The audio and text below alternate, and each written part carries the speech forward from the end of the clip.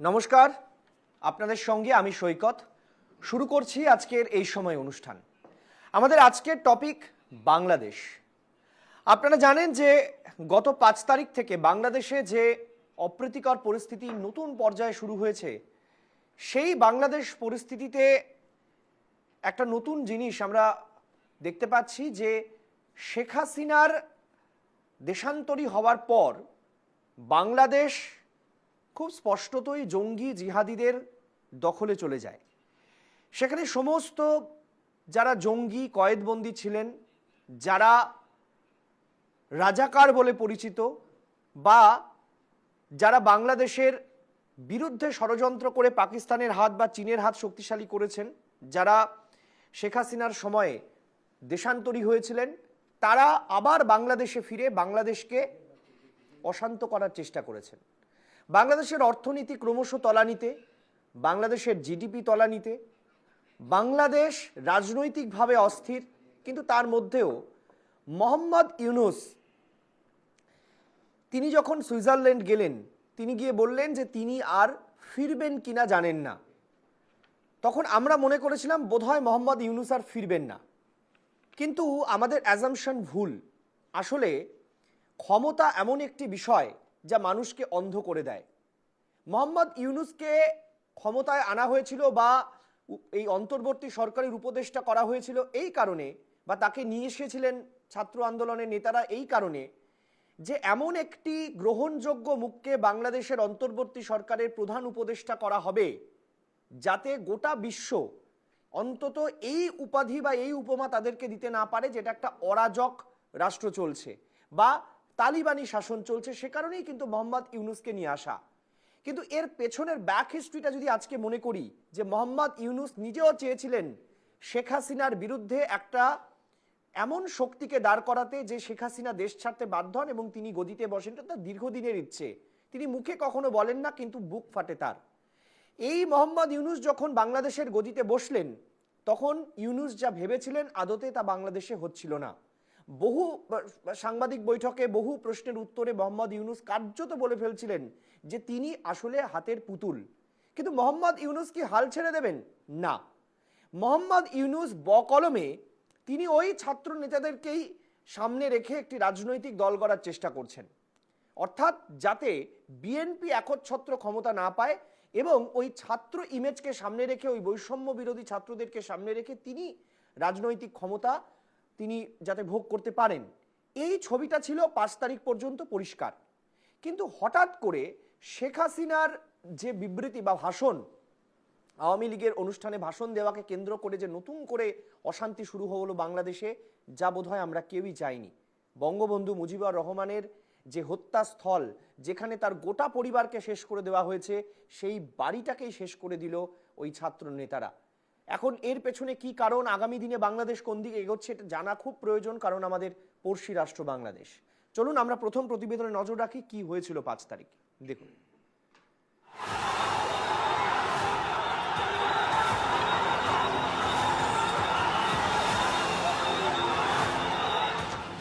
দু 5ই আগস্ট দুপুর বৈষম্য বিরোধী ছাত্রদের বিদ্রোহের জেরে দেশ ছাড়তে বাধ্য হন প্রধানমন্ত্রী শেখ হাসিনা। 5ই ফেব্রুয়ারি 2025-এ দেশান্তরী হওয়ার 6 মাস পূর্ণের দিনই ছিল আওয়ামী লীগের ভার্চুয়াল সভায় হাসিনার ভাষণ দেওয়ার কথা। ভাষণ শুরুর আগে থেকেই বাংলাদেশে পরিস্থিতি উত্তপ্ত হতে শুরু করে। দলে দলে জনতা জড়ো হতে থাকেন 32 নম্বর ধানমন্ডির বাড়ির সামনে।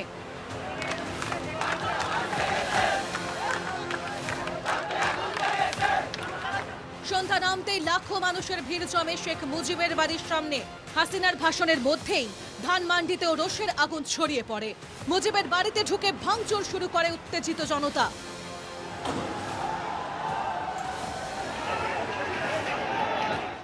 ভবনের একেবারে উপরের তলায় পৌঁছে গিয়ে আগুন ধরিয়ে দেয় জনতা। আগুনের সামনে চলে উল্লাস। রাতেই নিয়ে আসা হয় বুলডোজার। শুরু হয় মুজিবের বাড়ি ভাঙা।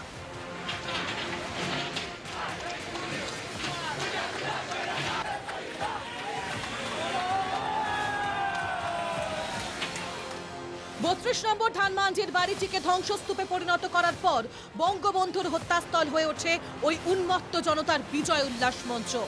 মাইকিং করে চলতে থাকে হাসিনা ও দিল্লি বিরোধী স্লোগান।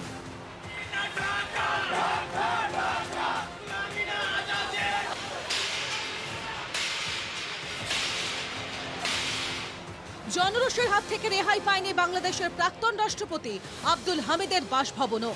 বৃহস্পতিবার রাতে কিশোরগঞ্জে প্রাক্তন রাষ্ট্রপতির বাড়িতে ভাঙচুর করে আগুন ধরিয়ে দেওয়া হয়। শুধু তাই নয়, গুঁড়িয়ে দেওয়া হয়েছে আওয়ামী লীগের কার্যালয়ও। সেখানে একাধিক আওয়ামী লীগ নেতার বাড়িতেও হামলা চালানো হয়েছে। পাশাপাশি চলতে থাকে মিথ্যা মামলায় ধরপাকড়ও। বৃহস্পতিবার সন্ধ্যায় গ্রেপ্তার সাহিত্যিক হুমায়ুন আহমেদের স্ত্রী আফরোজ শাওন। রাষ্ট্রদ্রোহিতার অভিযোগে গ্রেপ্তার আরও এক মডেল অভিনেত্রী সোহানা সাবা। গত বছর আগস্ট মাসে বাংলাদেশের অন্তর্বর্তী সরকারের সমালোচনা করে সোশ্যাল মিডিয়ায় বহু পোস্ট করেছিলেন অভিনেত্রী শাওন। হাসিনা সরকারের সমর্থনে একাধিক ইঙ্গিতপূর্ণ পোস্ট করেছিলেন শাওন।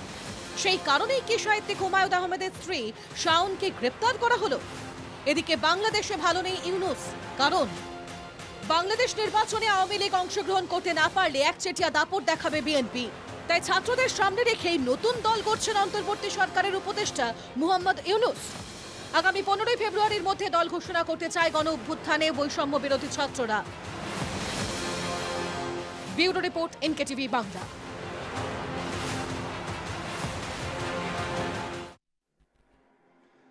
আমি পরিচয় পর্বে আসবো। আমার সঙ্গে যারা আলোচনায় রয়েছেন, আমার সঙ্গে রয়েছেন কর্নেল দীপ্তাংশু চৌধুরী, অবসরপ্রাপ্ত সেনাকর্তা, আপনাকে স্বাগত। আমার সঙ্গে রয়েছেন lieutenant general Utpal Bhattacharya, sir আপনাকে স্বাগত আমাদের এই অনুষ্ঠানে। আমার সঙ্গে রয়েছেন অনিক চট্টোপাধ্যায়, আন্তর্জাতিক সম্পর্ক বিশেষজ্ঞ, আপনাকে স্বাগত। এবং রয়েছেন কূটনৈতিক বিশেষজ্ঞ শুভাশিস বন্দ্যোপাধ্যায়, আপনাকে স্বাগত। আমি আজকের অনুষ্ঠানে উৎপল ভট্টাচার্য, লেফটেন্যান্ট জেনারেল উৎপল ভট্টাচার্যের কাছ থেকে আসতে চাইবো, কারণ বহুবার আপনারা জানেন যে বাংলাদেশ আলোচনা মানেই উৎপল বাবুর সঙ্গে আমার এই অনুষ্ঠানে প্রচুর জানার বিষয় থাকে। এই কারণে জানার বিষয় থাকে কারণ আপনাদের আগেও বলেছি যে মুক্তিযুদ্ধ 1971-এর মুক্তিযুদ্ধের সময় একেবারে ফ্রন্ট ফুটে থেকে ইস্টার্ন কমান্ডের হয়ে বাংলাদেশ বাহিনীকে সেই সময় ট্রেন্ড করা এবং সেই সময় মুক্তিযুদ্ধের লড়াই, পাশাপাশি বহু এমন ঘটনার সাক্ষী সেই সময় যিনি নেতৃত্ব দিয়েছেন। উৎপল বাবুর কাছে আমার প্রথম প্রশ্ন থাকবে আজকে যে এই যে বাড়িটা ভেঙে দেওয়া হলো, এই বাড়িটা আগে ভাঙা হয়নি। আমি জানি না যে এত জায়গায় আগুন ধরানো হলো, এত হিন্দুদের ওপর অত্যাচার হলো, এত কিছু হলো, তখন 32 ধানমন্ডির বাড়িতে হাত পড়েনি।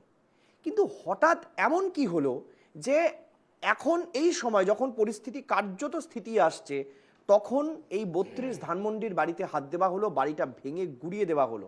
দেখে মনে হচ্ছিল একদল উন্মত্ত জনতা হিতাহিত জ্ঞানশূন্য হয়ে তারা আগুনের খেলায় নেমেছে। এ কোন বাংলাদেশ? এটা দেখুন যেরকমভাবে হচ্ছিল, এরা সেলিব্রেট করলো 6 মাস তাদের রাজত্ব। আমি তো সেইভাবে দেখি। আর এরা কারা? এরা 100% জামাত। 100% জামাত কারা? রাজাকার রাজাকার যারা বলা হচ্ছে, এটা আমি জানি না বলা উচিত হবে কিনা। যত লক্ষ লক্ষ লোক মারা গেছে, তাদের মধ্যে শেষের দিকে ধরুন 13ই ডিসেম্বর থেকে 15ই ডিসেম্বর পর্যন্ত, যখন অ্যাবাউট এস্টিমেটেড 50,000 লোককে ওরা মেরেছে। ঢাকা, খুলনা, চিটাগং ইউনিভার্সিটি অনেক ইন্টেলেকচুয়ালসকেও মেরেছে। তাদের সবাইকে মারার যারা হেল্প করেছে, জামাত বা রাজাকার, তারাই আজকে এইসব করছে, বা তাদের ছেলে নাতি এরা করছে। তারা তো অনেক বৃদ্ধ হয়ে গেছে এখন। তো ব্যাপার হচ্ছে কি, তারা শুধু প্রো পাকিস্তান নয়, তারা বাংলাদেশ বা বাংলাদেশের গঠন সেই ফর্মুলাটাকেই তারা রিজেক্ট করতে যায়। এদের মধ্যে কেউ মুক্তিবাহিনীতে ছিল না। আর একটা খবর আসছে, সেটা অফিসিয়ালি ওরা তো বলতে পারছে না। খবরটা হচ্ছে যারা ইস্ট পাকিস্তান রেজিমেন্ট বা ইস্ট পাকিস্তান রাইফেলস থেকে, তার মধ্যে জিয়াউর রহমানও পড়ে, খালেদা জিয়ার, ছেড়ে মুক্তিবাহিনী বা বাংলাদেশের হয়ে লড়াই করেছে, তারা পেনশন পায়। তাদের পেনশন বন্ধ করে দেবে এই প্রেজেন্ট সরকার। আচ্ছা, যারা পাকিস্তান আর্মিতে ছিল, রিটায়ারমেন্ট নিয়ে পরে এসছে বাংলাদেশে, এসে বাংলাদেশের মুক্তিবাহিনী বা বাংলাদেশ আর্মি, তখন তার মুক্তিবাহিনী না আর্মিতে জয়েন করেছে, তাদেরও এরা পেনশন বন্ধ করে দেবে। যারা রিপ্যাট্রিয়েটেড বাঙালি অফিসার ওদিকে ছিল, মানে ওয়েস্ট পাকিস্তানে, ইনফ্যাক্ট সবাই নিশ্চয়ই জানেন আর্মার ডিপ যেটাকে স্ট্র্যাটেজিক রিজার্ভ বলা হয়, মানে গর্বের জিনিস, সে পাকিস্তানের যে আর্মার ডিপের যিনি জিওসি ছিলেন উনি একজন বাঙালি অফিসার ছিলেন। ওনাকে লড়াই লড়তে দেওয়া হয়নি, হি ওয়াজ অফকোর্স এলওবি করে দেওয়া হয়েছিল, লেফট আউট অফ ব্যাটেল যাকে বলে। সেটা একটা মুজিবের বিরাট ভুল হয়েছিল। উনিও এসেছিলেন 1973-এ সিমলা এগ্রিমেন্টের পরে। ও he was one of the repatriated Bengali from there to here. Ziaur Rahman কেন, সবাই ফাফিউল্লাহ এদের থেকে অনেক সিনিয়র ছিলেন, খুবই দক্ষ অফিসার। নইলে তাকে উনি চিটাগাং পোর্ট ট্রাস্টের একটা ছোট চাকরি দিয়ে দিয়েছিলেন। মানে উনি, আমি একটু ডাইভার্ট করছি, উনি নিজেও তো ছিলেন না মুক্তিবাহিনী যখন যুদ্ধ করছিল, উনি ছিলেন তো লোকপাত জেলে লাহোরে। কাজে উনি যখন এলেন, যারা ছিল বা মুক্তিবাহিনী বাংলাদেশে যারা ছিল তাদের সব পোস্ট যা আছে সব দিয়ে দিয়েছেন। কাজে পরে যারা এলো তাদের মধ্যে দক্ষ যারা আছে তাদের উনি ঠিক মতন রিহ্যাবিলিটেট করতে পারেন। সেটা একটা ক্ষোভ আকারে জন্ম, সেটা একটা বিরাট ক্ষোভ ছিল। সেটা that was a huge strategical mistake of Mujibur Rahman. এগুলোর জন্যই 15ই আগস্ট 1975 ফাইনালি হয়েছিল। মানে অন্য কারণে হয়তো, কারণ এবার the things were actually building up for those things. তো এগুলো বাংলাদেশ ওরা মেটাতে চায়, এরা চায় না। এখন তো বলতে পারে না যে আমরা সেপারেট নেশন হব না, will combine with them. But যারা করছে তারা এই জিনিসটাই করছে। বঙ্গভবন দেখুন, পাকিস্তানও এখানে লুটপাট করেছিল কিন্তু কোনো ক্ষতি করেনি। ইনফ্যাক্ট 75-এর পর টিল ভদ্রমহিলা আবার কবে এসছেন পাওয়ারে, আমাদের হাসিনা, 96 to 2001, 96-এর আগে পর্যন্ত তো মানে 75 to 96, এই 21 বছর তো ওনারা কেউ রাজত্ব করেনি। তার মধ্যে ওখানে একটু লুটপাট হয়েছিল, কিন্তু ওই যে মিউজিয়াম তৈরি করা হয়েছিল দ্যাট ওয়াজ ইনট্যাক্ট। ছোট ছেলেকে যাকে মেরে, তাহলে হঠাৎ করে এই জায়গাটায় হামলা করার কারণ কি? এটা কি মানে হাসিনাকে ভয়ঙ্কর পরিমাণে একটা আঘাত করা, সেন্টিমেন্টালি আঘাত করা, কোথাও কি এইটাই উদ্দেশ্য ছিল? হাসিনা শুধু সব Awami League, the message was sent to all Awami League supporters, all Awami League leaders.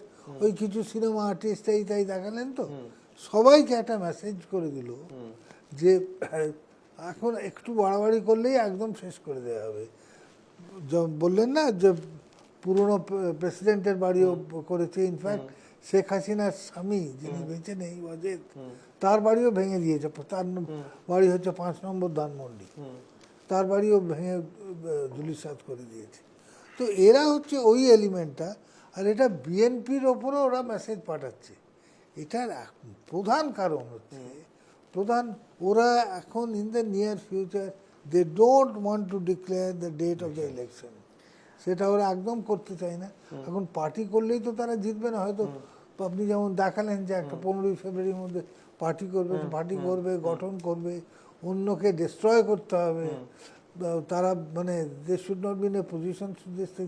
Awami লীগের এখন তো সবাই একটু ভয়ে ভয়ে থাকবে, বিএনপি নেতাদেরও ওই জিনিসটা করার চেষ্টা করবে। স্যার, আপনার বক্তব্য থেকে দুটো বিষয় আমার কাছে উঠে আসছে। সেটা হচ্ছে, বিএনপিকে যদি বার্তা দেওয়া হয়ে থাকে তাহলে বিএনপিকে বার্তা কেন? এই মুহূর্তে বাংলাদেশের সবচেয়ে বড় আর সবচেয়ে ভালো জায়গায় থাকা রাজনৈতিক দলটার নাম হচ্ছে বিএনপি। অনেকে বলছেন বিএনপি জামাত যোগেই কার্যত এর উৎপত্তি শুরু হয়েছে, বা এই সাপোর্টটা তারা প্রথম দিয়েছিলেন। এখন প্রশ্ন হচ্ছে, তাহলে বিএনপির কাছে এটা কেন বার্তা? 1 নম্বর পয়েন্ট। 2, অনেকে বলছেন বাংলাদেশে যে কোনো মুহূর্তে আর্মি অভ্যুত্থান হতে পারে। যদি আর্মি অভ্যুত্থান হয় তাহলে সেক্ষেত্রে বিএনপিরও যেমন চাপ থাকবে, একইভাবে চাপ থাকবে এই বৈষম্য বিরোধী ছাত্র নেতাদের কাছেও। তাহলে এই উদ্ভূত পরিস্থিতিতে আর্মি যদি কন্ট্রোল নিতে বাধ্য হয় তাহলে পরিস্থিতি কোন দিকে যেতে পারে? অর্থাৎ আমাদেরকে এখন বাংলাদেশের পেছনে ফিরে তাকানোর কিছু নেই, কোনো ইট আমরা জোড়া দিতে পারবো না। কিন্তু আমাদের আর একটিও যাতে ইট সেখান থেকে খসে না পড়ে, আর একটিও যাতে বাংলাদেশের অসম্মান না হয়, তার জন্য বাংলাদেশিরা যা করছেন তার থেকে অনেক বেশি চিন্তা হচ্ছে আমাদের এখানের ভারতীয়দের। কারণ হাসিনা ভারতে আছেন বলে ওই ধানমন্ডির বাড়ি ভাঙার সময় দিল্লি বিরোধী স্লোগান উঠছে। আমি এই জায়গাটা একটু কর্নেল দীপ্তাংশু চৌধুরীর কাছে জানতে চাইব যে এই আমার কাছে যেটা খুব অ্যালার্মিং লাগছে যে ভারত বিরোধী স্লোগানে কোথাও ভাটা পড়েনি। বঙ্গবন্ধুর বাড়ি ভাঙা হয়েছে, ভারত কিন্তু কখনো কোনো বিষয়ে আগ বাড়িয়ে মন্তব্য করেনি, কিন্তু যে মুহূর্তে বঙ্গবন্ধুর বাড়িতে হাত দেওয়া হয়েছে ভারত কিন্তু কড়া প্রতিক্রিয়া দিয়েছে। এবং আমার যেটা মনে হচ্ছে যে বঙ্গবন্ধুর বাড়িতে আঘাত দেওয়াটা এটা ভারত কোথাও একটা সেন্টিমেন্টালি জায়গা থেকে, মানে আমি যদি বিষয়টাকে এইভাবে ভাবার চেষ্টা করি যে বঙ্গবন্ধুর ডাকে সাড়া দিয়ে যেভাবে বাংলাদেশকে সে সময় মিসেস গান্ধী যেভাবে বাংলাদেশকে স্বাধীন করার জন্য চেষ্টা করলেন সেটা কোথাও ভারতের যে শৌর্য, ভারতের যে একটা গর্বের জায়গা, সেখানে আঘাত লাগা। একদম সৈকতবাবু, আপনি ঠিক জায়গায় বলেছেন। এটা তো শুধু একটা সিমেন্ট, ইট আর পাথরের বাড়ি নয়, ঠিক, এটা একটা ভাবাবেগের জায়গা, একটা ইমোশনের জায়গা। শুধু ইমোশনে ভারতবর্ষ না, বাংলাদেশে যারা প্রত্যেকটি নাগরিক যে আছে তা এই বাড়িটার সঙ্গে তাদের ভাবাবেগ জড়িয়ে আছে। আমাদের দেখতে হবে যে আপনি যে বললেন যে এটা ভাঙলো কেন। এক হচ্ছে 5 তারিখে যে উনি একটা হাসিনা একটা লেকচার দেবে, এটা প্রায় সবাই জানতো। ঠিক, একটা ডিস্ট্রাকশন করার অবজেক্টিভ ছিল যে এই পুরোটার থেকে ডিস্ট্র্যাক্ট করে দেবে। তো সেইখান থেকে এই রিসোর্স মোবিলাইজেশন, ছাত্রদের অভ্যুত্থান যেটা আমরা বারবার বলি, এটা তো পেছন থেকে কোনো সাপোর্ট না হলে কেউ করতে পারবে না। 100% ইউনিস, যে দুর্বৃত্ত সরকার বলবো এখন ইউনিস, যে মৌলবাদীদের সরকারকে যে সাপোর্ট দিয়েছে তার নাম ইউনিস। এই সাপোর্ট দিয়েছে, রাস্তা বানিয়ে দিয়েছে, সেই রাস্তায় গভর্নমেন্টের বুলডোজার নিয়ে গিয়ে বাড়িটার ওপর আঘাত করেছে, সরকারি বুলডোজার। আমি এই ওয়ার্ডগুলো জোরে বলছি। এবং যখন ভাঙা হলো, আগুন ধরিয়ে দেওয়া হলো, একসঙ্গে আমরা দেখতে পাচ্ছি পাকিস্তান থেকে একটা টুইট করা হলো। কি করা হলো? যে 1971-এ যারা এবং যে ইন্ডিপেন্ডেন্স নিয়ে এসেছিল, স্বাধীনতা নিয়ে এসেছিল, তার সেই বাড়িটাকে যে ভেঙে গুঁড়িয়ে দেওয়া হলো, এতে আমরা দুঃখিত। একদিকে ভারতবর্ষ যে 1971-এ পেছন দিক থেকে যে সাপোর্ট দিয়েছে, এবং স্যার ছিলেন ওখানে, এই ধানমন্ডির বাড়িতে স্যার ছিলেন, আমাদের কাছে গল্প করছিল, এবং এই মুক্তি বাহিনীকে কিভাবে সাপোর্ট করেছে, কিভাবে ট্রেনিং দেওয়া হয়েছে, এবং এই পূর্ব পাকিস্তানের ইস্ট পাকিস্তানকে ল্যাজ গুটিয়ে কেউ পালিয়েছিল এবং 90,000 তার সৈনিককে হাত জোর করে ভারতের কাছে সারেন্ডার করতে হয়েছে। এবং সারেন্ডারের সময় স্যাররা ছিলেন, কি হয়েছিল প্রত্যেকে ইতিহাসটা জানে। সেই ইতিহাসে পাকিস্তান ভাবছে, এই DGISI কিছুদিন আগে এসছিল, আপনি প্রোগ্রামে সুন্দর করে এটাকে দেখিয়েছিলেন। এই DGISI কি প্ল্যান প্রোগ্রাম ফন্দি করছে এখানে, বাড়িটা ভেঙে যদি ওরা ভাবে যে ভারতের ওপর একটা রিভেঞ্জ নিচ্ছে, এটা একবারে ভুল ধারণা। এই ধারণা থেকে পাকিস্তান এই পাকিস্তানের পশ্চিমে 1989 থেকে এই 2025 অবধি অনেক ট্রাই করেছে। কার্গিল হয়েছে 48-এর পর থেকে, 48, তারপরে 65, তারপর 71, তারপর কার্গিল। এবং এই যে 1000 কাজ, যে আমি বার বলছি ব্লিডিং বাই 1000 কাজ, যে ডক্টরিন, সেটা তো ট্রাই করে গেছে ফ্রম দ্য ওয়েস্টার্ন বর্ডার, বিভিন্ন জায়গায় 26/11 বম্বেতে হয়েছে, বিভিন্নভাবে অ্যাটাক করেছে ভারতবর্ষকে, কিন্তু ভারতবর্ষকে নত করতে পারিনি। এবং আজকের দিনেও সে আর একটা নতুন লঞ্চ প্যাড পেয়েছে, ওয়েস্টার্ন সেক্টর থেকে সে চলেছে ইস্টার্ন সেক্টর। বাংলাদেশকে ভাবছে লঞ্চ প্যাড হিসেবে, 7 সিস্টার্স এবং ওয়েস্ট বেঙ্গলকে লঞ্চ প্যাড হিসেবে ইউজ করবে, অথবা কোনো ক্ষতি করতে চায়। আমার মনে হয় এই যে ধানমন্ডির বাড়িতে ওরা যে আঘাত এনেছে, এই আঘাতটা কোন দিকে যায়, হয়তো বাড়ি ভেঙে গেছে, আবার হাসিনা গভর্নমেন্ট কোনো না এক সময় আসবে, এই বাড়িটা আবার হবে। ইতিহাস কোনোদিন মুছে যেতে পারে না, বাড়ি ভাঙতে পারে।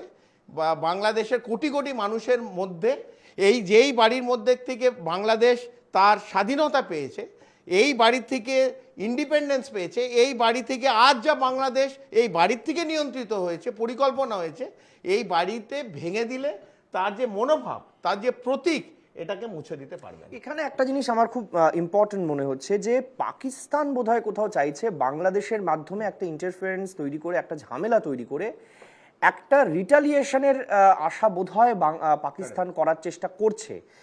কেন আমরা দেখতে পাচ্ছি যে বাংলাদেশের এত সাহস হবে না যে ভারত বিরোধী স্লোগান দেবে? যারা যারা ভারতের আলু খেয়ে বেঁচে থাকে, যারা ভারতের বিভিন্ন দান নিয়ে বেঁচে থাকে, সেই বাংলাদেশ আমার মনে হয় না এখনো পর্যন্ত সেই সাহস দেখাচ্ছে, যদি না পাকিস্তান চীন তার পেছনে থাকে। এখন এই রিটালিয়েশনটা কোন দিক থেকে? ভারতবর্ষের যে স্ট্র্যাটেজি, আমরা জানি যে ভারতবর্ষের বিদেশ নীতি হচ্ছে খুব পরিষ্কার। এখানে আমার যেটা খুব ব্যক্তিগতভাবে মনে হচ্ছে, অনেকবাবু আপনার কাছে আমি একটু জানতে চাইবো যে ভারতবর্ষকে বোধহয় বিভিন্ন রকমভাবে একটু ব্যতিব্যস্ত করা, একটু বিপদে ফেলা, একটু বোধহয় কড়া ভাষায় জবাব দেওয়া, যাতে বিশ্বের কাছে ভারতকে প্রমাণ করা যায় যে হ্যাঁ, বাংলাদেশের সঙ্গে ভারতের এই যে দেখুন খুব মধুর সম্পর্ক ছিল, এই যে দেখুন প্রমাণ হয়ে গেল। সেটা আমার মনে হয় ভারত সেটা পা দিচ্ছে না বলে ক্রমাগত ভারতেরকে এমন এমন জায়গায় আঘাত করা হচ্ছে যাতে ভারত কোথাও একটা রিটালিয়েট করে বা ভারত কোথাও একটা কড়া বিবৃতি দেয় এবং সেটা ওরা এনজয় করে। এইটা হচ্ছে না, যতই চেষ্টা করুক হচ্ছে না। আপনি একদমই ঠিক বলেছেন। ভারতকে একটা উত্তক্ত করার একটা প্রচেষ্টা চলছে, এমনকি এবং আমরা এবং আমি এখানে আগেও বলেছি, আরেকটা পরিকল্পনা হচ্ছে যে ভারতকে একটু এনসার্কেল করা, ঘিরে ফেলা। পাকিস্তান তো আছেই সেই পরিকল্পনার অঙ্গ হিসেবে, চীনকেও কিন্তু আমাদের মাথায় রাখতে হবে। এই পরিকল্পনায় চীনও আছে, এবং তারা এখন বাংলাদেশকে একটা পেয়ে গেছে ফর্ডার হিসেবে। এবং এই বাংলাদেশকে, যেটা উনি বললেন দীপ্তাংশু বাবু, যে ইস্টার্ন সেক্টরে, একদিন আমরা দেখেছি ওয়েস্টার্ন সেক্টরে অনেক বেশি তৎপর ছিল পাকিস্তান, কেননা ওয়েস্টার্ন সেক্টরে সে বিলং করে, সে ওই দিকেই আছে। এখন সে বাংলাদেশকে পেয়েছে যাতে ইস্টার্ন সেক্টর থেকেও ভারতকে ব্যতিব্যস্ত করা যায়, উত্তক্ত করা যায়। এবং যেটা সঠিকভাবে আপনি বলেছেন যে ভারতীয় বিদেশ নীতি যে ব্যর্থ হচ্ছে, অর্থাৎ বাংলাদেশ একটা সময় ভারতের বন্ধু ছিল, কিন্তু আজকে সে বন্ধু নেই। তাহলে কি ভারতের বিদেশ নীতি পিছিয়ে পড়ছে বা বিদেশ নীতি ব্যর্থ হচ্ছে? এটাও বিশ্বের সামনে তুলে ধরার একটা পরিকল্পনা কিন্তু চীন বিশেষ করে করছে। পাকিস্তান তো আছেই, এটা পাকিস্তানের চেয়ে চীন অনেক বেশি শক্তিশালী আমরা জানি, সব দিক থেকেই, কূটনৈতিক দিক থেকে বলুন, সামরিক দিক থেকে বলুন, সব দিক থেকে, অর্থনৈতিক দিক থেকে বলুন। পাকিস্তান তো চাইবেই ভারতকে ব্যতিব্যস্ত করতে, কিন্তু চীন আজকে এশিয়ায় ভারতকে প্রতিপক্ষ হিসেবে ভাবতে শুরু করেছে। এটা অনেক দিন ধরেই হচ্ছে। ফলে চীন কিন্তু ভারতকে একদিক থেকে এনসার্কেল করো, ভারতের প্রতিবেশীদের ওপরে প্রভাব বিস্তার করো, আরেকটা হচ্ছে ভারতকে ব্যতিব্যস্ত রাখো, এবং ভারত যে ব্যর্থ হচ্ছে আন্তর্জাতিক মঞ্চে, তার বিদেশ নীতি যে ব্যর্থ হচ্ছে, সেটাকে তুমি প্রমাণ করে দাও। এই বৃহত্তর গেম প্ল্যান। এবং আমার আরেকটা কথা মনে হচ্ছে সৈকত, সেটা হচ্ছে এই যে 32 নম্বর ধানমন্ডির ওপরে এই আক্রমণ, এটা কিন্তু একটা বৃহত্তর পরিকল্পনার অংশ, যেটা এই অর্থাৎ মুজিবের সঙ্গে সংশ্লিষ্ট যা যা স্মৃতিসৌধ আছে সেটাকে ভেঙে গুড়িয়ে দাও। সেটাকে ভেঙে গুড়িয়ে দিলে আওয়ামী লীগকে অপমানিত করা হবে। কিছুটা পরিমাণে যে আলোচনা হচ্ছিল উনি করলেন, দীপ্তাংশুবাবু করলেন, তাতে ভারতের ইমেজটা কিন্তু ক্ষতিগ্রস্ত হবে। ফলে এটাকে হাসিনার বক্তব্যের সঙ্গে, লেকচারের সঙ্গে জুড়ে দেওয়া হচ্ছে, কিন্তু আমার ধারণা এই পরিকল্পনাটা ছিল। আগে অন্যান্য সৌধ ভাঙা হয়েছে, এটা বাকি ছিল 32 নম্বর ধানমন্ডি, এবার এটাকেও গুড়িয়ে দেওয়া হলো। আমি যেটা বারবার করে বলছি যে ওই বাড়িতে কিন্তু একাধিক ব্যক্তিকে খুন করা হয়েছে। আমি সেই তালিকাটা যদি আপনাদেরকে একটু পড়ে শোনাই, আপনারা অবাক হয়ে যাবেন যে ওই বাড়িতে কাদের কাদের খুন করা হয়েছে। ওই বাড়িতে খুন করা হয়েছে 1975 সালের 15ই আগস্ট, যেটা স্যার বলছিলেন। খুন করা হয়েছে তার স্ত্রী ফজিলুত্তুন্নেসা, তাকে খুন করা হয়েছে।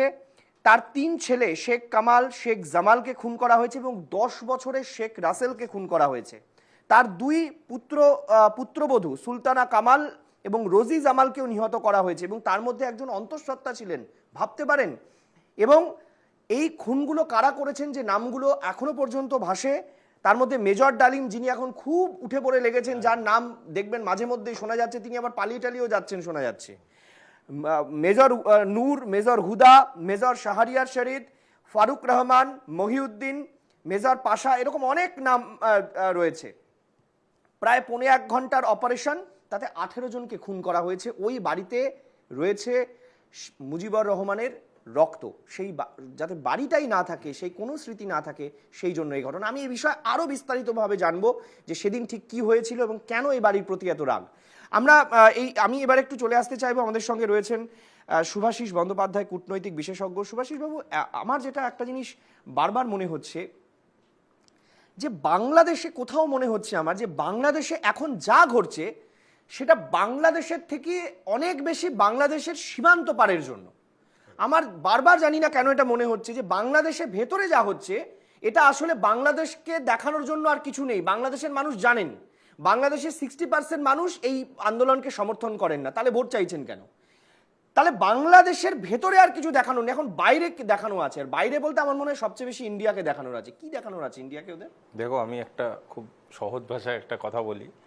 আমি যখন ছোটবেলায় আমরা যখন বদমাশি করতাম, আমার বাবা আমাকে বের করে রাস্তায় পিটাতো, ঠিক আছে? এটা এই কারণে না যে আমাকে শাসন করার জন্য, এই কারণে যে আমার বন্ধু বান্ধবদের মধ্যে একটা মেসেজ দিয়ে দেওয়া যে বদমাইশি তোরাও করবি না, আমার ছেলেও করবে না, এবং কোনো বদমাইশি যেন সংগঠিত না হয়, ঠিক আছে? বাংলাদেশ যেই পলিটিক্সটা করছে বা যে ডিপ্লোমেসিটা করছে সেটা অত্যন্ত নিম্নমানের এবং হাস্যকর ডিপ্লোমেসি। এই যেটা স্যার এক্ষুনি বললেন যে ওটা তো শুধুমাত্র একটা বাড়ি ছিল না, একটা স্মৃতিসৌধ ছিল, একটা ইতিহাসের স্তম্ভ ছিল। সেটাকে ভেঙে ওনারা প্রমাণ করতে চাইছেন যে ওনারা কি কি করতে পারেন। এবং পলিটিক্সে বা ডিপ্লোমেসিতে দুটো শব্দ খুব ইম্পর্টেন্ট। একটা শব্দ হচ্ছে পাওয়ার, আরেকটা শব্দ হচ্ছে রেলেভেন্স। পাওয়ারটা তো কেড়ে কুড়ে যেখান থেকে হোক জোগাড় যন্ত্র করে ওদের চলছে, কিন্তু রেলেভেন্সটা কোথা থেকে আসবে? এই রেলেভেন্সটা আনার জন্যে তাদেরকে তো একটা পন্থা নিতে হবে। তো পন্থাটা কি নিয়েছেন তারা পন্থাটা এটা নিয়েছেন যে পাবলিকলি এমন কাজকর্ম তারা করবেন যাতে লোকের মধ্যে ভয় সৃষ্টি হয়। আমি আবারও বলছি, বারবার আমার এই জিনিসটা, এই ঘটনাটা থেকে যেটা মনে হচ্ছে, this message was directly send to anybody and everybody in Bangladesh who is thinking political. যে রাজনৈতিক কোনো সলিউশন চাইছে বাংলাদেশে, ভোট হোক, যে পার্টি জিতুক না কেন সেই ভোটে ক্যান্ডিডেট দাঁড়াক এবং হোক। কারণ একটা জিনিস বাংলাদেশ জানে খুব ভালো মতো করে, যে যদি পলিটিক্যাল সলিউশন আসে, এই যারা অর্থনীতিবিদ যিনি বসে আছেন বা তার আশেপাশে যেসব উপদেষ্টাগুলোকে জুটিয়েছেন উনি, যারা একটু ঝামেলা হলেই দুবাই পালিয়ে যাওয়ার চেষ্টা করে, এইসব বীর বিপ্লবীদের যাদেরকে উনি পাশে নিয়ে চলেন, এরা সবাই একটা জিনিস জানে খুব ভালো মতো, যদি পলিটিক্যাল সলিউশন হয়, পাওয়ারে বিএনপি আসুক, পাওয়ারে আওয়ামী আসুক, বা পাওয়ারে হুসোএভার ইট মে বি একটা পলিটিক্যাল পার্টি আসুক, তখন কিন্তু এই বাড়াবাড়ি অরাজকতা চলবে না। এবং এই বাড়াবাড়ি অরাজকতাগুলো বন্ধ হয়ে গেলে এদের যে থার্ড পার্টি ফান্ডিংটা আছে সেটা বন্ধ হয়ে যাবে। তাই জন্য এরা কি করছে, সবসময় একটা ক্যাওসের পরিস্থিতি সৃষ্টি করে রাখার চেষ্টা করছে, একটা কনফ্লিক্ট সৃষ্টি করে রাখার চেষ্টা করছে, জানান দেওয়া একদম। এবং ভারতবর্ষ সম্বন্ধে একটা কথা আমার বলা দরকার। ভারতবর্ষ বিশ্বাস করে in hard core diplomacy of a matured mind. একটা ম্যাচিওর্ড ডিপ্লোমেসি কখনো খুব লাউড হয় না। একটা ম্যাচিওর্ড ডিপ্লোমেসির সব থেকে বড় উদাহরণ হচ্ছে তার সাইলেন্ট অবজারভেশন। ভারত কিন্তু গতকালও যে অবজারভেশনটা পাঠিয়েছে, সেই অবজারভেশনটাও কিন্তু ভীষণ সাইলেন্ট অবজারভেশন, বাট ভীষণ স্ট্রেট অবজারভেশন। বাড়ির দাদুদের মতো, দাদুরা যেমন খুব কম বকেন, বছরে একবার বকেন। আমি একটা অন্য চ্যানেলে বলছিলাম, ডিপ্লোমেসিতে ভারতবর্ষ অনেকটা ঠিক পুরনো বাংলা সিনেমার ছবি বিশ্বাসের মতো, এক্সপ্রেশন অ্যান্ড পার্সোনালিটিতে বুঝিয়ে দেবে উনি কি চাইছেন ওই সিনটা থেকে, এবং ওইটাই ভারতবর্ষ করছে বারংবার। এবং ভারতবর্ষ বারংবার যেটা বোঝাবার চেষ্টা করছে, তোকে শুধরোবার রাস্তা দিচ্ছি, তোকে বারবার বলছি শুধরে যা, তোকে বারবার বলছি নিজেকে ঠিক জায়গায় আনো, কিন্তু এইটা যেটা বুঝতে যে ম্যাচুরিটিটা লাগে, সেটা কোনো একটা কারণে হয়তো তারা বুঝতে চাইছেন না, বা কোনো একটা কারণে তারা বোঝার মতো ব্রেনটাও হয়তো তাদের নেই। হয়তো বোঝার মতো দেখতে মাথা থাকলেই তো ব্রেন হয় না। আবার এটাও হয় অনেক সময় যে মাথাও আছে, ব্রেনও আছে, সবই আছে, পকেটটাও অত্যন্ত ভারী বলে তাদের পুরো বুদ্ধিটা পকেটে চলে গেছে। আচ্ছা, সেটাও হতে পারে। খুব ইম্পর্টেন্ট আলোচনা এগোচ্ছে। আমি একটা ছোট্ট বিরতিতে যাচ্ছি, আর বিরতির পর ফিরে আসছি। যে এই বাংলাদেশ শুধু বাড়িটারি ভেঙে চুপ করে থাকেনি, তারা আবার ভারতকে পরামর্শ দিতে শুরু করেছে। ভাবুন অবস্থা। তারা ভারতকে কি পরামর্শ দিচ্ছেন, যে ভাই হাসিনাকে তোমরা রেখেছো ঠিক আছে, হাসিনা মাঝে মধ্যে আবার বাইরে বেরিয়ে এসে বক্তৃতা দিচ্ছে কেন, তাকে সামলাও। এটা কে বলছে? বাংলাদেশ। কার সরকার বলছেন? মোহাম্মদ ইউনুসের সরকার, যিনি নিজেই দুদিন আগে বলছিলেন আমি আর বাংলাদেশে ফিরবো না বা ফেরার ইচ্ছে আমার নেই। তার সরকার এটা হাসিনাকে বার্তা দিচ্ছেন, যিনি আগামীকাল বাংলাদেশে থাকবেন কিনা ঠিক নেই। ফলে এই যে অদ্ভুত পরিস্থিতি বাংলাদেশে, এটার একটা নতুন নামকরণ হওয়া উচিত। আমার মনে হয় যে আন্তর্জাতিক সম্পর্কে এর একটা নতুন নামকরণ হওয়া উচিত। কারণ আমরা দেখতে পাচ্ছি এই রাস্তায় অনেক দেশ হারছে, এবং এটা যে সুইসাইডাল, এটা যে আত্মঘাতী একটা বিষয়, সেটা দেখুন এই মুহূর্তে প্রমাণ করে দিচ্ছে আফগানিস্তান। ফিরে এলাম বিরতির পর, আর বিরতির পর ফিরে এসে আমি আবারও আলোচনায় আসছি, আর আপনাদেরকে একটু দেখাতে চাইবো যে বাংলাদেশ হুমকিও দেয়। আপনাদের নিশ্চয়ই মনে আছে সেই হাস্যকর হুমকির কথা, যেটা নিয়ে আমার মনে হয় যে সবচেয়ে বেশি রসিকতা হয়েছে, যে ভিডিও দেখলে আপনারা সবচেয়ে বেশি হাসেন, মানে হাস্য কৌতুকে এই মুহূর্তে 2024-এর সবচেয়ে যে ভাইরাল ভিডিও, সেটা হচ্ছে বাংলাদেশের সেনাবাহিনীর থেকে দেওয়া সেই হুঙ্কার যে তারা যখন তখন বাংলা, বিহার, ওড়িশা দখল করে ফেলতে পারেন। আর মমতা বন্দ্যোপাধ্যায় বলেছিলেন যে আমরা কি বসে থাকবো, কলকাতা দখল করতে আসবে আমরা বসে থাকবো, বিধানসভায় দাঁড়িয়ে বলেছিলেন মমতা বন্দ্যোপাধ্যায়। মানে এই জায়গাটা সবচেয়ে বেশি ইম্পর্টেন্ট, যে এই যে হাস্যকর হুমকি দেওয়া হয়েছিল বাংলাদেশ থেকে, যেটা এই মুহূর্তে আমি জানি না এটাকে অন্য কোনো প্ল্যাটফর্ম কি হিসাবে দেখছে, কিন্তু ইন্ডিয়াতে এটা খুব হাস্য কৌতুকের জায়গা তৈরি করেছে। তো যাই হোক, সেই হাস্য কৌতুকের পর আবার একটু নতুন হাস্য কৌতুক তারা সামনে আনার চেষ্টা করেছেন। এবার তারা বলছেন, ভারতকে কার্যত হুঁশিয়ারি দিচ্ছেন যে হাসিনাকে আপনার ইমিডিয়েট ফেরান, যদি নাও ফেরান তাহলে উনি যেন ঘর থেকে বেরিয়ে কথা টথা বেশি না বলেন, এই হুমকি দেওয়া হয়েছে। কিন্তু ভারত পাল্টা কি বলেছে, এই সবটা আপনাদের দেখাবো, দেখুন।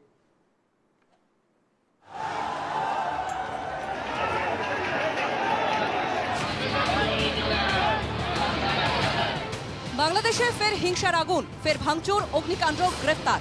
নৈরাজ্যের বাংলাদেশে পড়শি হলেও এ নিয়ে সরাসরি নাক গলায়নি ভারত। কিন্তু বঙ্গবন্ধু মুজিবুর রহমানের ধানমন্ডির 32 নম্বর বাড়ির ধূলিসাৎ নিয়ে কড়া প্রতিক্রিয়া জানায় ভারত। রীতিমতো বিবৃতি দিয়ে ভারতের বিদেশ মন্ত্রক জানায়, শেখ মুজিবুর রহমানের বাড়িটি ঐতিহাসিক। ওই বাড়িটি ছিল বাংলাদেশে দখলদারিও। নিপীড়নের বিরুদ্ধে জনগণের সাহসী প্রতিরোধের একটি প্রতীক, তা ধ্বংস করা হয়েছে। যদিও বিবৃতি দিয়ে বাংলাদেশের অন্তর্বর্তী সরকারের মুখ্য উপদেষ্টা ইউনুস বলেন, সরকার লক্ষ্য করেছে কিছু ব্যক্তি ও গোষ্ঠী দেশ জুড়ে বিভিন্ন প্রতিষ্ঠান ও স্থাপত্য ভাঙচুর করছে, আগুন লাগানোর চেষ্টা করছে। সরকার এই ধরনের কাজ শক্ত হাতে প্রতিহত করবে। বাবার স্মৃতি বিজড়িত বাড়ি ধ্বংসের ঘটনায় ক্ষোভে ফুঁসে উঠেছেন শেখ হাসিনা। বৃহস্পতিবারই আওয়ামী লীগের উদ্দেশ্যে দেওয়া ভাষণে বলেন, এই বাড়ির কি অপরাধ, কেন এত ভয় এই বাড়িটিকে? ওই বাড়ি থেকেই বঙ্গবন্ধু স্বাধীনতার ডাক দিয়েছিলেন। ওই বাড়িতেই তাকে নির্মমভাবে হত্যা করা হয়। দেশের স্বাধীনতা কয়েকজন বুলডোজার দিয়ে ভেঙে ফেলবে, এই শক্তি তাদের হয়নি। তারা বাড়ির দালান ভেঙে ফেলতে পারবে, কিন্তু ইতিহাস মুছতে পারবে না। বঙ্গবন্ধুর বাড়ি ভাঙার ঘটনায় সমালোচনা করলেও প্রাক্তন প্রধানমন্ত্রী শেখ হাসিনার দিকে আঙুল তুলেছে ইউনূস সরকার। ভারতে বসে হাসিনা জুলাইয়ের গণ আন্দোলন নিয়ে যে প্ররোচনামূলক মন্তব্য করেছেন, তারই প্রভাব পড়েছে মানুষের উপর, এমনটাই দাবি ইউনূস দপ্তরের। তাদের আরও দাবি, গত 6 মাসে 32 নম্বর বাড়িটিতে কোনো ধরনের আক্রমণ, ধ্বংসযোগ্য হয়নি। ভারতের কাছে অনুরোধ, শেখ হাসিনা যেন ভারতে বসে বিবৃতি না দিতে পারেন, তা নিশ্চিত করা হোক। বাংলাদেশের অন্তর্বর্তী সরকার আশা করে ভারত যেন তার ভূখণ্ডকে বাংলাদেশে অস্থিতিশীলতা সৃষ্টি করে এমন কাজে ব্যবহৃত হতে না দেয়। কেন ধানমন্ডির বাড়ি নিয়ে এত আবেগ হাসিনা এবং আওয়ামী লীগের? 1975 সালের 15ই আগস্ট এই ধানমন্ডির বাড়িতেই গুলিতে ঝাঁঝরা হয়ে গিয়েছিলেন শেখ মুজিবুর রহমান এবং তার পরিবার। পৌনে 1 ঘন্টার অপারেশনে নিহত হয়েছিলেন 18 জন। বিদেশে থাকায় বেঁচে গিয়েছিলেন মুজিবের 2 কন্যা শেখ হাসিনা এবং Sheikh Rehana. Bureau report, NKTV Bangla.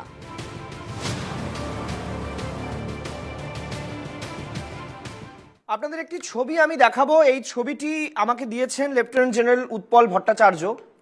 এই ছবিটি আমি ফুল ফ্রেমে আপনাদেরকে একটু দেখাতে চাইবো। কেন এই ছবিটি আমি দেখাচ্ছি, তাতে আপনাদের সুবিধা হবে।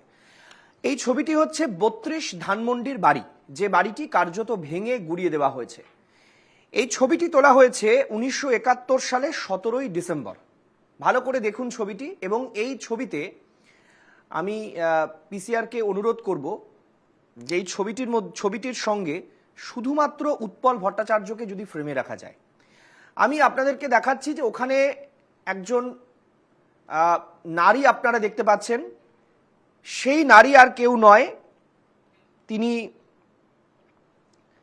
ফজিলাতুল নেসা। তিনি হচ্ছেন বঙ্গবন্ধু মুজিবুর রহমানের স্ত্রী, এবং এই ছবিটি কি ছবি, এবং তার পাশেই যিনি দাঁড়িয়ে রয়েছেন আপনি দেখতে পাচ্ছেন যে উর্দি পরা অবস্থায়, ভারতীয় সেনাবাহিনীর উর্দি পরা অবস্থায় যাকে আমরা দেখতে পাচ্ছি, তিনি আমাদের এই অনুষ্ঠানে রয়েছেন lieutenant general Utpal Bhattacharya. Sir, আমি আপনার কাছে জানতে চাইছি এই ছবিটি কি, মানে এই ছবিটি 1971 সালের 17ই ডিসেম্বর যতটা আমি দেখতে পাচ্ছি, এবং 1975 সালের 15ই আগস্ট খুন করা হয়েছিল গোটা পরিবারকে, মানে এটা প্রায় 4 বছর আগের ছবি, ওই ঘটনার আগে। এটা দেখুন 16ই ডিসেম্বর ওরা সারেন্ডার করে, তার পরের দিন ইনফ্যান্ট্রির 14 গার্ডসের যে রেজিমেন্টের যে ব্যাটালিয়নের থেকে বাংলাদেশের একমাত্র পিভিসি আলবার্ট এক্কা ছিলেন, তার কোম্পানি কমান্ডার মেজর অশোক তারা, উনি অপারেশনে গিয়েছিলেন। আমি অনেক জায়গায় আমায় পাঠানো হতো, বাঙালি ছিলাম তো জন্য আমাদেরও কিছু ট্রুপ ছিল। তো ওরা ওখানে, উনি তো গৃহবন্দী ছিলেন, উনি বলতে পারেন 26শে মার্চ 1971 থেকে গৃহবন্দী ছিলেন। কিছু 25 ফ্রন্টিয়ার ফোর্স বোধহয় ইউনিটটা ছিল, তার কিছু পাকিস্তান আর্মি জওয়ান ওখানে তখনও ছিল। তো আমাদের কোনো গুলি বিনিময় হয়নি ওই অপারেশনটায়, ওরা জেনে গিয়েছিল, not a single round was fired. তারপরে আমরা গিয়ে ওনাকে, মানে আপনারা যখন ওই বাড়িতে তাদেরকে উদ্ধার করার জন্য গেলেন, তখন পাকিস্তান সেনাবাহিনী নিজেই ছেড়ে পালিয়ে গেল, নিজেই ছেড়ে মানে সারেন্ডার। এটা বাংলাদেশের আজকে শোনা উচিত, এটা বাংলাদেশের আজকে শোনা উচিত যে কাদের নিয়ে ওরা যুদ্ধ করছে। ওদের যারা গুরুদেব তারা ভারতীয় সেনাবাহিনীকে দেখে পেছনে চলে গেছিল, তারা আজকে বড় বড় কথা বলছে। হ্যাঁ স্যার, বলুন। তারপরে হলো কি, ওই পাশেই দেখছেন ওই যে হাত রাজার তোলা মনে হচ্ছে, ওই ছিল কামাল, ওর মেজর ছিলেন শেখ মুজিবের।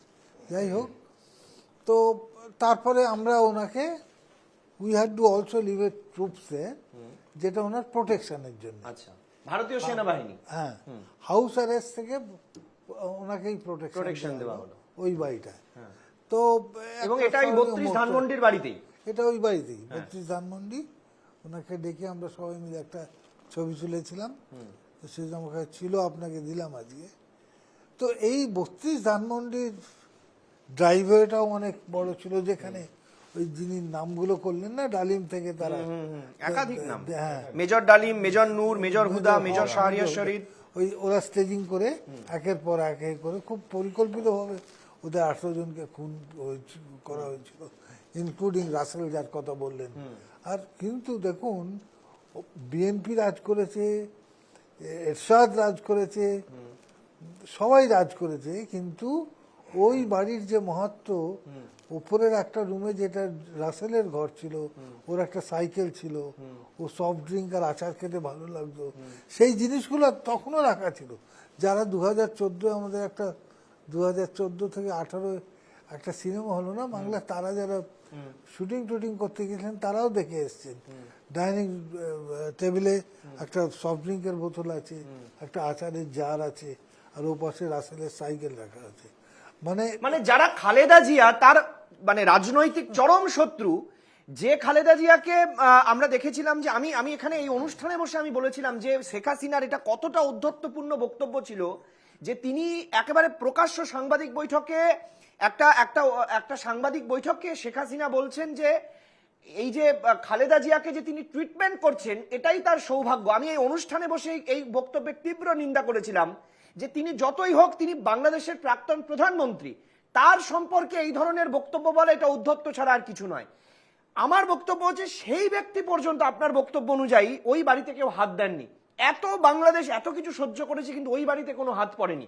কারা এই বাড়ি ভাঙলেন? এ তো পাড়ার ক্লাবে এরকম হয় না। এরা তো জামাতটা ভাঙলো, হ্যাঁ, মানে যারা চায়নি যে পাকিস্তান, মানে এরা কি চাইছে পাকিস্তানের সঙ্গে আবার বাংলাদেশ মিলে যাক, তাতে কোনো সন্দেহই নেই, তাতে কোনো সন্দেহই নেই। কিন্তু বাংলাদেশের মানুষ তো নিশ্চয়ই এটা চাইবেন না। তাহলে মুক্তিযুদ্ধ, যারা মুক্তিযুদ্ধ তাদের পরিবার, এই যে লাখ লাখ পরিবার, তারা তো এটা চাইছেন না। না, যারা মুক্তিযুদ্ধ করেছে এদের মধ্যে কেউ মুক্তিযুদ্ধ করে না, আমি বলছি বাংলাদেশের মানুষ তো কেউ চাইছেন না। বাংলাদেশের মানুষ মানে এদের, সত্যি কথা, আমরা তো মাঠে ঘাটে বাংলাদেশে চড়েছি, তখনও 20% লোক চায়নি।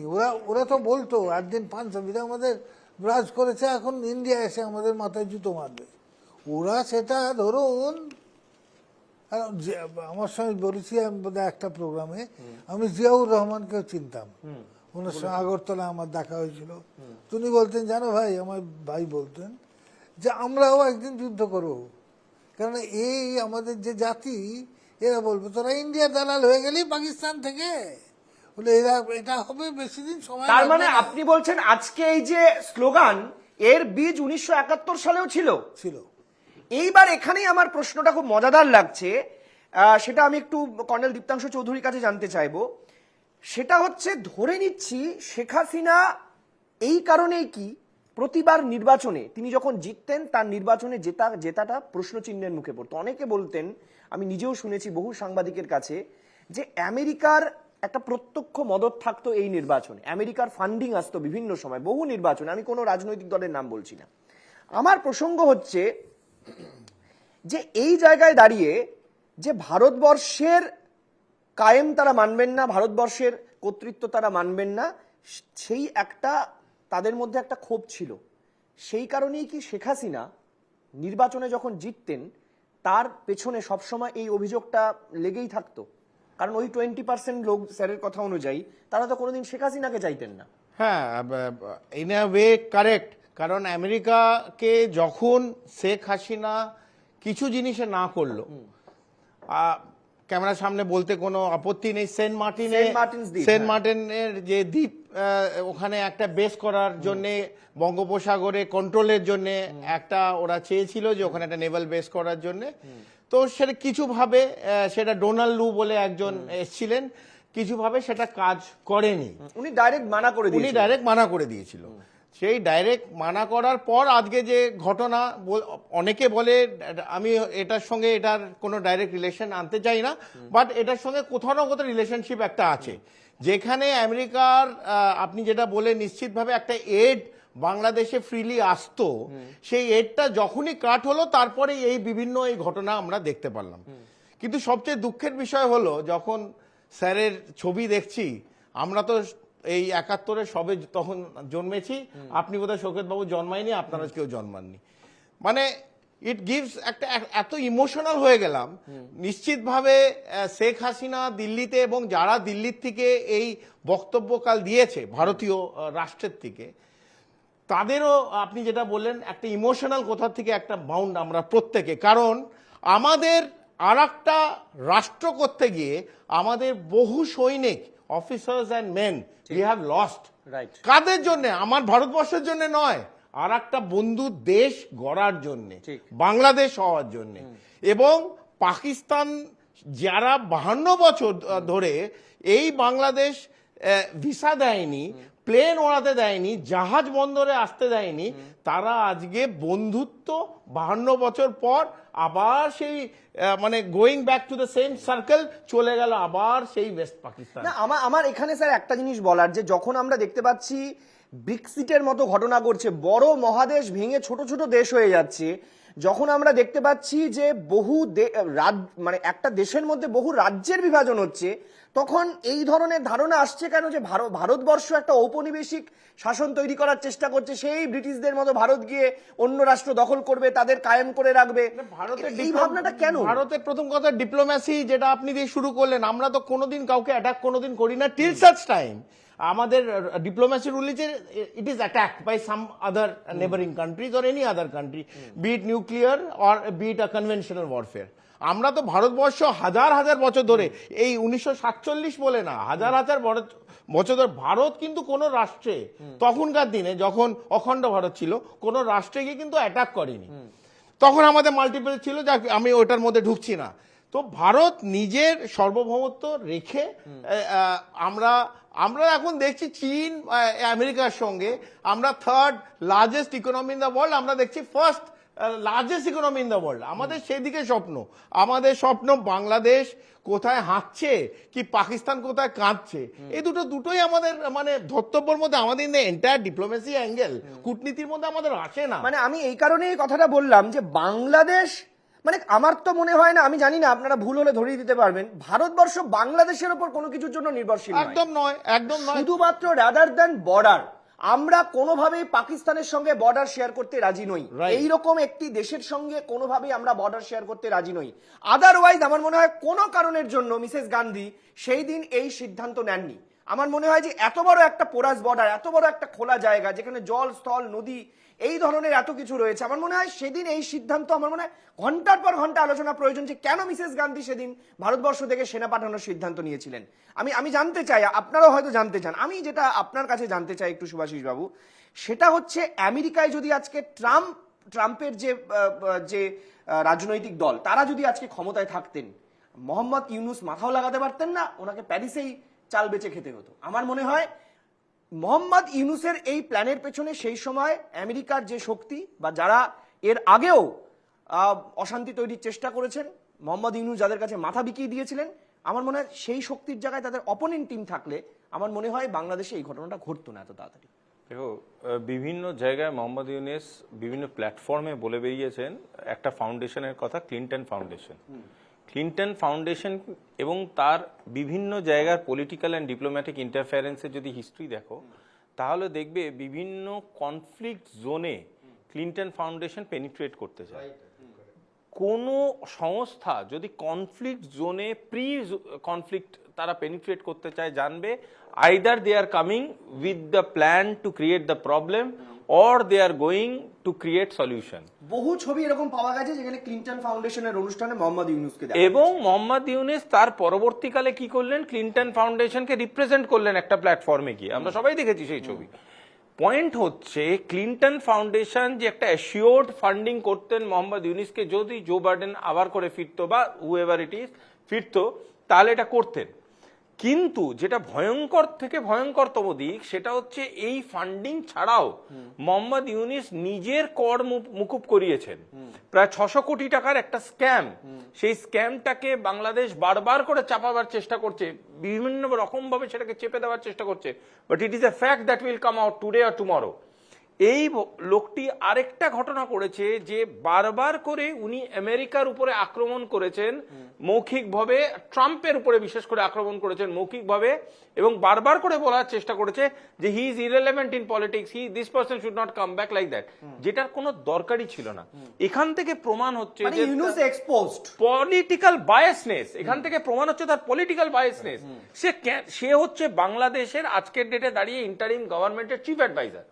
তার দরকার বাংলাদেশের নিজস্ব নীতি সম্বন্ধে কনসেন্ট্রেট করার, তার দরকার বাংলাদেশের অর্থনীতি সম্বন্ধে কনসেন্ট্রেট করার, সেই নীতিগত কোন ডিসিশনগুলো পরিষ্কার। একাধিক সংবাদ মাধ্যমে, আমি বাংলাদেশের সংবাদ মাধ্যমে শুনেছি উনি বলেছেন আমি রাজনীতির কিচ্ছু বুঝি না। তাহলে যদি আপনি রাজনীতির কিচ্ছু না বোঝেন, আপনি হঠাৎ রাজনৈতিক পদে এসে বসলেন কেন? সেটা তো রাজনৈতিক পদ, তুমি তো উপদেষ্টা হয়েছো, তুমি শিক্ষা, চাকরি, পড়াশুনো, তুমি যে কোনো জিনিস, এমনকি তার সেক্টর ব্যাংকিং একটা পলিসি উনি ডিক্লেয়ার করেছেন।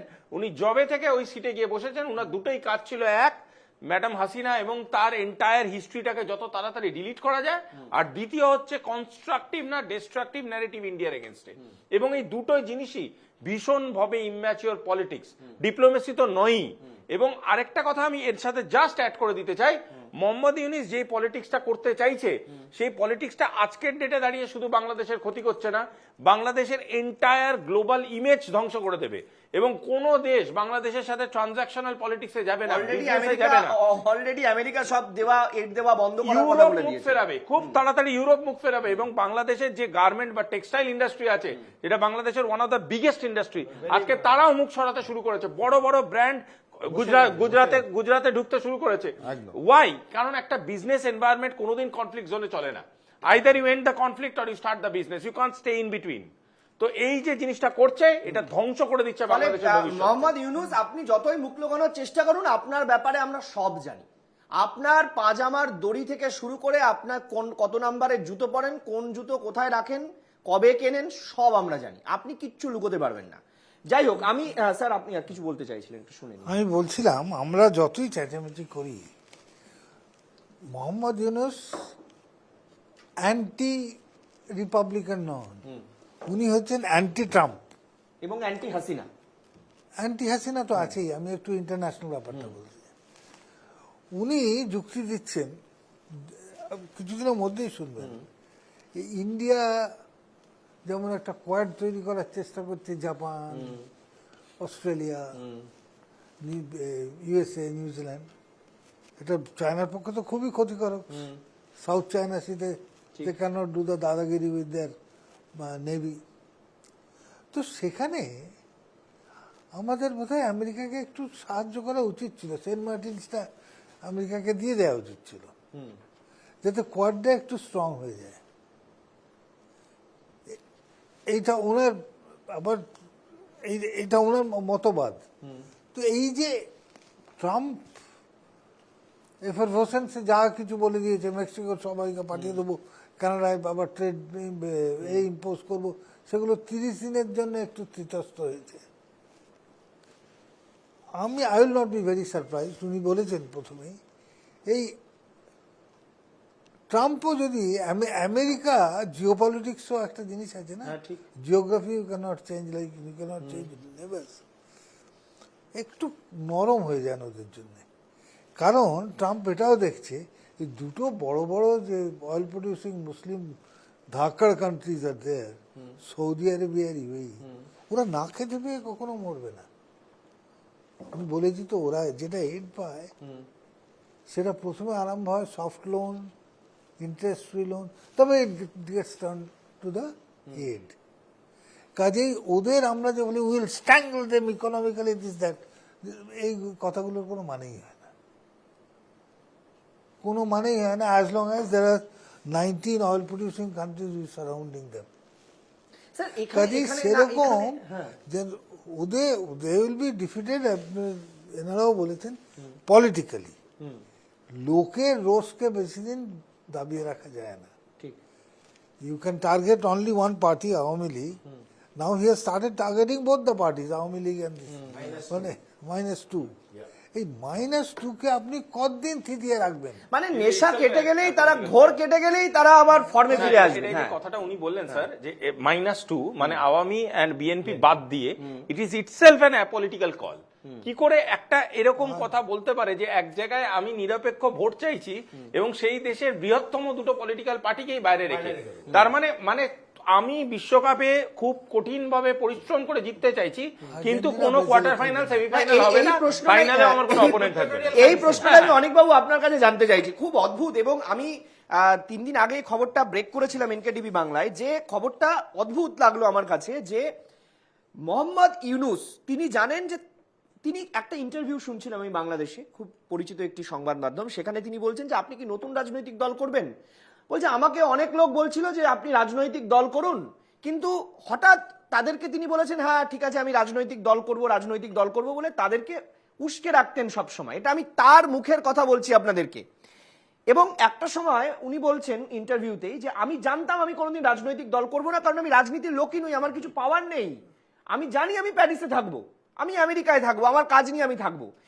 সেই মোহাম্মদ ইউনুস 3 দিন আগে একটা সর্বভারতীয় সংবাদ মাধ্যমকে ইন্টারভিউ দিতে গিয়ে তিনি বলছেন, শুনছি ছেলেমেয়েরা রাজনৈতিক দল করবেন, আমার শুভেচ্ছা রইল। আমি দায়িত্ব নিয়ে অনুষ্ঠানে বলছি, এই রাজনৈতিক দলটা কোনো ছাত্র মানে বৈষম্য বিরোধী ছাত্র আন্দোলনের নয়, এর পেছনে আছে Mohammad Yunus. Yes, that is Mohammad Yunus. উনি চাইছেন এই রাজনৈতিক দলের মাধ্যমে তার আত্মপ্রকাশ করতে, উনি অনেক দিন ধরে ইচ্ছা প্রকাশ করছিলেন, এবার তিনি চাইছেন। কিন্তু এটাও সত্যি যে উনি জিততে পারবেন না। দেখুন, ইউনুস যেটা ভাবছেন যে আমাকে ক্ষমতায় টিকে থাকতে হবে, যে যেন তেন প্রকারে, এবং ইউনুস সেই জন্য এমন একটা রাজনৈতিক দল করতে চাইছেন যেটা ওর বশংবদ হবে, ওর কথায় ওঠা বসা করবে। এইবার ইউনুস দেখছেন যে এটার দিক থেকে সবচেয়ে ভালো হচ্ছে এই বৈষম্য বিরোধী ছাত্রদের সামনে ঠেলে দেওয়া, এবং বাংলাদেশে আপনি দেখবেন তখনই নির্বাচন হবে যখন এই বৈষম্য বিরোধী ছাত্রদের তৈরি কোনো দল তারা অনেকটা কনসলিডেট করবে, অনেকটা জনপ্রিয়তা পাওয়ার চেষ্টা করবে, তখন দেখবেন আপনি সব রেডি, নির্বাচন 15 থেকে 28 এর মধ্যে লঞ্চ করছে, মিলিয়ে নেবেন আমার কথা। এবং ইউনুস তো এর পেছনে আছেই, এর পেছনে জামাতও আছে, এবং জামাত এই বৈষম্য বিরোধী ছাত্রদের সাথে, জামাতকে আপনি যদি আগামী দিনে একেবারে মিলেমিশে একাকার দেখেন, আমি কিন্তু খুব অবাক হব না। কেননা এই জামাত কিন্তু আজকাল ওদের সমস্ত আন্দোলনের লোক সাপ্লাই করছে, এটা আমরা জানি। কিন্তু জামাত এবং মানে তো আন্দোলনের কাটার লোক- মুকুট। জামাত যা চাইছে বাংলাদেশকে, এটা মোহাম্মদ ইউনূসের পক্ষে মানা সম্ভব নয় এই মুহূর্তে। দেখুন, রাজনীতিতে কিন্তু অনেক রকম কম্বিনেশন হয়। যদি ক্ষমতায় টিকে থাকতে হয়, ইউনূস একা পারবেন না ক্ষমতায় টিকে থাকতে। ইউনূসের সেই রাজনৈতিক শক্তি নেই, সেই ভিত্তি নেই। ইউনূস উড়ে এসে জুড়ে বসেছেন। তাকে এমন ভেতর থেকে কিছু শক্তিকে সাহায্য নিতে হবে যারা ইউনূসকে ঠেলে দেবেন সেই দিকে। মানে যে জামাত কিন্তু লোকটির সেরকম ডাকে আগে 4টি লোকও জড়ো হতেন না, তিনি এখন বাংলাদেশের নির্বাচিত হয়ে সরকারে প্রধানমন্ত্রী। আসলে বিষয়টা অন্য জায়গায়। দুটো কারণে মোহাম্মদ ইউনূস তার অতৃপ্ত বাসনা, অতৃপ্ত আত্মা হয়ে রয়েছেন। এক, তিনি কোনো সরকারি সিদ্ধান্ত নিতে পারছেন না, মানে তার শোয়ের 1 পয়সা ভ্যালু নেই। তিনি কোনো এমন ডিসিশন নিতে পারছেন না সরাসরি সরকার বা বাংলাদেশের বিরাট কোনো পরিবর্তন করে ফেলতে পারেন, অর্থাৎ তার শোয়ের ভ্যালু নেই, সেটা তিনি বুঝতে পেরেছেন। 1 নম্বর কথা, বহু ইন্টারভিউতে আমি শুনেছি। 2 নম্বর, তিনি বুঝতে পারছেন এই মুহূর্তে বাংলাদেশ থেকে চলে যাওয়া মানে তিনি ব্যর্থ হয়েছেন, এটা সারা বিশ্বের সামনে প্রমাণিত হয়ে যাবে। এইটা তিনি চাইছেন না। কিন্তু এটাও সত্যি যে মোহাম্মদ ইউনূস একজন অরাজনৈতিক ব্যক্তি। তিনি যতই চেষ্টা করুন বাংলাদেশের মতো এই ধরনের একটি মুক্তিযুদ্ধ হওয়া একটি রাষ্ট্রের রাষ্ট্রনায়ক হওয়ার ক্ষমতা অন্তত তার মধ্যে নেই। এটা আমি বলছি না, তিনি নিজের মুখে স্বীকার করেছেন। ফলে মোহাম্মদ ইউনূস যতই তিনি রাজনৈতিক প্রাসঙ্গিকতা খোঁজার চেষ্টা করুন, তার আগামী দিন যে কণ্টকময়, এটা জলের মতো পরিষ্কার হয়ে যাচ্ছে। তবে আমাদের উদ্দেশ্য একটাই, ভারতবর্ষের সীমান্তে যদি একটা কাঁটাও কেউ ফেলার চেষ্টা করে, আমরা কিন্তু তার যোগ্য জবাব দেওয়ার জন্য তৈরি। কিন্তু ভাববেন না আমরা কাঁটা ছুড়ব। আমরা প্রথমে গোলাপ, কাজ না হলে তখন কাঁটা দিয়েই কাঁটা তুলব। অনুষ্ঠান আমরা এখানে শেষ করছি। প্রত্যেককে ধন্যবাদ। নমস্কার।